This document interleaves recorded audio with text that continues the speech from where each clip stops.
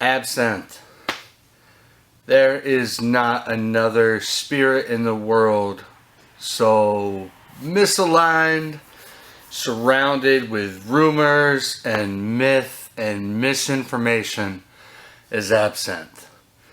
Absinthe was the third thing I created when I started this place up, and I had to lobby with my business partner at the time. It's like, Absinthe isn't a big part of the market. Why are we going to make Absinthe? And I said, Dave, you love Absinthe, and I love Absinthe, and we own a distillery. I don't care if we only make a couple cases a year for ourselves. We're going to make Absinthe. That worked out pretty well because it turned out we were the first people in Ohio, even prior to Prohibition, to ever do Absinthe. It wasn't my goal or anything I was like trying to prove to anyone. I just really like Absinthe. If you know anything about Absinthe, it's commonly associated with artists and creatives and bohemians, which leads us to today's word of the day, bohemian, which are generally just tastemakers, artists, creatives, people that think outside of the box, which aligns perfectly with what I'm trying to do with 451 Spirits. Ironically, Absinthe was the most traditional thing I made when I started this place up. But the history of Absinthe, it started in the 1800s with, it was originally a medicinal tonic. Again, you're probably noticing a pattern here. Meant to help with like stomach ailments, a preventative against malaria. The person credited with inventing it was a French doctor living in Switzerland named, what better name for the creator of Absinthe, something so mysterious as Pierre Ordinaire. But anise, spinel, wormwood, those are the three things you have to really call it Absinthe. And wormwood is where it gets its name from. The Latin name is Artemisia absinthium. A lot of the rumors around Absinthe are because of wormwood. It has a compound in it called thujone, which in theory could make you hallucinate if you drank enough of it. You'd have to drink like 3 bottles in a real short amount of time to get there. Our Absinthe clocks in at 65%, 130 proof. If you're still standing after 3 bottles of that, I feel like you've earned it. If you're trying to trip or hallucinate, there are definitely easier ways to go down that road. But it's a beautiful spirit. One of the big reasons why it was so popular with all the artists was not because it made him hallucinate. Van Gogh didn't paint that way because he was drinking absinthe. Van Gogh painted that way because he had a very interesting brain. And he also was known for sucking on the ends of his paintbrushes, which were saturated with cadmium and turpentine and lead, and he already had some stuff going on upstairs. But anyway, all the artists drank it, and the reason the artists drank it was not because it made them hallucinate, but because of its popularity. It was given to French soldiers, again, to help against malaria, and they developed a taste for it, started drinking their rations for fun. They brought that back home with them, and eventually it just kind of blossomed into this spirit that everyone drank. So much so that happy hour in France in the late 1800s became known as l'hour vert, the green hour, because everybody was drinking green absinthe. The traditional way of having absinthe, if you stopped into a cafe back then, they give you one of these glasses.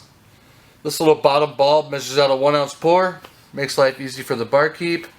You fill that with absinthe and then slowly drip ice water into the absinthe over one of these slotted spoons with a sugar cube on top if you want to sweeten it up. And what you would notice is as you slowly added the water, the oils from the anise would start to come out of solution and turn the drink cloudy. And they let you prep your own drink. You'd get your measure of absinthe and then you could prep it to your own taste. But it would turn this like milky white color, and what that does, it knocks the proof down from 130 proof down to like 40 proof for like dessert wine strength, and just opens up the aromas of the absinthe. Our absinthe, Midsummer's Night. That green color, there's a couple ways you can color your absinthe. We do it the traditional way, where I take a portion of our botanicals, lemon verbena, spearmint, and mugwort. Yes, that's a real herb, not from Harry Potter. I'll add that to the distillate and filter it and give it the natural green color from the chlorophyll. There's some really cheap absinthe, mostly from the Czech Republic, which is like very bright neon green, and that's obviously dyed with like food dye. But traditional absinthe should have a very organic color to it. Our name, Midsummer Night, naming this was a challenge. Everyone always plays on the same tired themes. It's known as the Green Fairy. And so my partner at the time, he was like, all right, what kind of fairy thing we're going to go with this? I was like, we're not doing a fairy, Dave. Everyone does fairies. It's played out. I'm over it. And he just deadpan looked at me. He's like, what about a donkey? And I said, Dave, what the hell are you talking about donkeys? He went on to explain Shakespeare's Midsummer's Night Dream, very hallucinatory, with a donkey, obviously. And I said, okay, you can have a donkey. Absinthe eventually, because of its popularity, started to suffer some pushback. Around the same time absinthe is peaking in popularity, the wine industry had a couple bad years with a blight called phylloxera, which wiped out most of the wine crops in Europe. And people that were used to drinking wine were like, well, no wine available. What else do we have? And they had absinthe. So they start drinking that. Fast forward a couple years, wine industry recovers. They're like, hey, we have wine again. Come back, please. And everyone's like, nah, we're good. We have absinthe. And so the wine industry launched a smear campaign against absinthe, trying to demonize it. And because they knew about thujone and wormwood, they would do insane things like hire doctors to give dogs the equivalent of like 10 bottles worth of absinthe, but just pure thujone. And the dogs would go crazy, bark at the wall for a few days. And they were like, look, see, we told you this stuff's a bad idea. We need to get rid of it. But the real reason everyone was drinking it was because it was cheap. And if you know artists, we don't usually have a lot of money laying around. We're not terribly picky people. But they succeeded. They overblew a couple cases. The most famous case was a guy that killed his family with an axe. And the original story, they're like, oh, like he had 2 glasses of absinthe before he killed his family. They failed to note that he had also been on like a 3-day bender, had an entire bottle of cognac, multiple bottles of wine, was crazy to begin with, but he wrapped it all up with some absinthe before he decided to do the deed, and that's what they latched on to. Wasn't till in the U.S. 2006 that ban was finally lifted. A guy named Ted Bro, not like hey bro, but French bro. But he found pre-banned bottles of absinthe, sent them to modern labs and had them analyzed, and the wormwood content was way lower than had been reported back then. Some of the other things that led to the misunderstandings with absinthe, the green color, we do it the natural way. I mentioned people do it with food dyes. Some people, because they're trying to make things in a hurry, back in the 1800s would color it with like copper sulfate, which is toxic. And so a lot of times people were going crazy because they drank a ton of absinthe. Was really copper poisoning. Absinthe also can be credited with being one of the crucial ingredients with America's first cocktail, which was the Sazerac. If you've not had a Sazerac, it's pretty much an old-fashioned, but Peychaud bitters and a rinse of absinthe on the glass and a lemon twist. Don't forget the lemon twist. Crucial. in my opinion. One of my favorite things about my absinthe, and really one of my favorite things I pulled off in general with distilling, is I mentioned earlier that traditionally you would serve it with the ice water dripping over the sugar cube to sweeten it up. I don't think mine needs the sugar cube. And what I did was something I picked up from Turkish coffee, where they add cardamom and clove. And they also add sugar, but you can pick your level of sugar. But they add cardamom and clove, and what that does is it tricks your brain into like a perceived sweetness without the addition of sugar. And so I include cardamom and clove in my botanical bill. So I don't think you need the sugar with mine. And it's also a theme you'll probably notice is that I don't add sugar to any of our spirits. If you want sugar, you can always add it later. You can't take it out once it's in there. But try it and see how you like it. So that's a short rundown of absinthe. This is, of all my spirits, this is the one I could talk about for hours probably. I could write like a whole dissertation on it.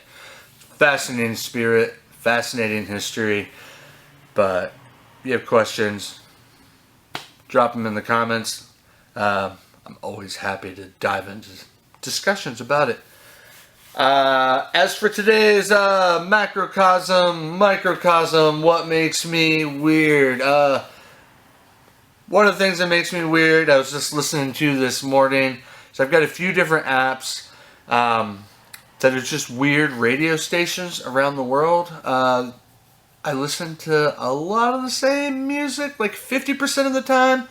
And then I just go off the rails the other 50%, and I'm always exploring different stuff and looking for inspiration. But the one I was listening to this morning was Radio Garden. You can check that out. You can scan around the world and latch onto radio stations from anywhere, and it'll just play what's being played live there right now. Really cool app. There's another one. It's the same premise, called Radio. I don't know how many O's there are. Look at it here. And then the other one that I'll queue up sometimes is even more bizarre. If you want to feel like a crazy person, it's an AM scanner. Like, you remember radio? FM, AM. But it's an AM radio scanner, and you can zoom into different frequencies being broadcast around the world, and you'll pick up a lot of bizarre stuff. You'll get like your typical AM evangelical nonsense. You'll get like military radio, stuff from airports. A lot of times when you're scanning through, you'll just get these weird like Morse code signal stuff happening.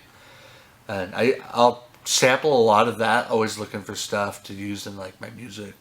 But a lot of interesting things you can find and hear when you're not just listening to what's being presented to you.